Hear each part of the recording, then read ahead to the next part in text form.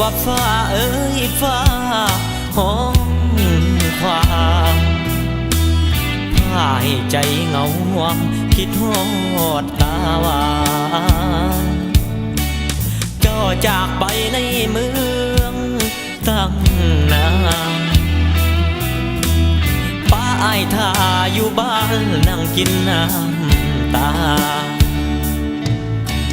เจ้าคงลืมแล้วเนาะคำเบาลืมกระโดนต้นเก่าบ่เฮาสัญ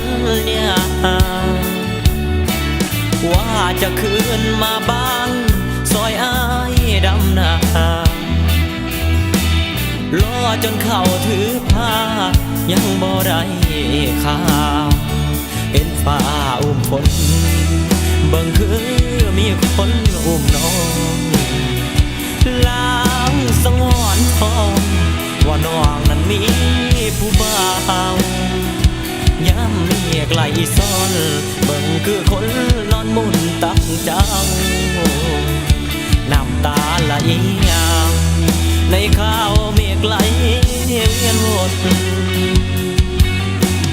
จังว่าฟ้าเอ้ยฟ้าห้องลาอายย่านน้องเปลี่ยนใจคือฟ้าสั่งฝนเห็นฟ้ายิ่งคิ้วอายแห้งเป็นห่วงหามนเห็นฟ้าอุ้มพลเบิ่งคือคนอุ้มน้อง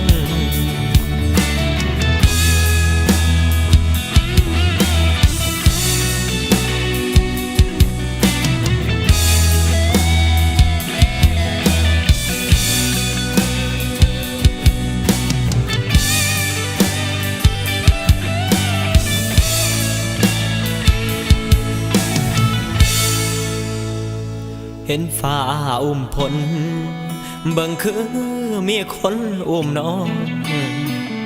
ล้างสังหรณ์ทองว่าน้องนั้นมี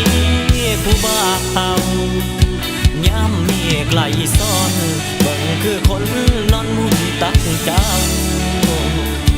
น้ำตาไหลยาวในข้าวมีไกลเวียนวน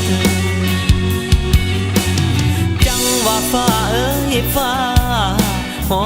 งลาอายย่านน้องเปลี่ยนใจคือฟ้าสั่งฝนเห็นฟ้ายิ่งคิ้วอายแห้งเป็นห่วงหน้ามนเห็นฟ้าอุ้มพลเบิ่งคือคนอุ้มน้องอายแนมเห็นฟ้าอุ้มพลคือจังมีคนมาอุ้มแฟนอาย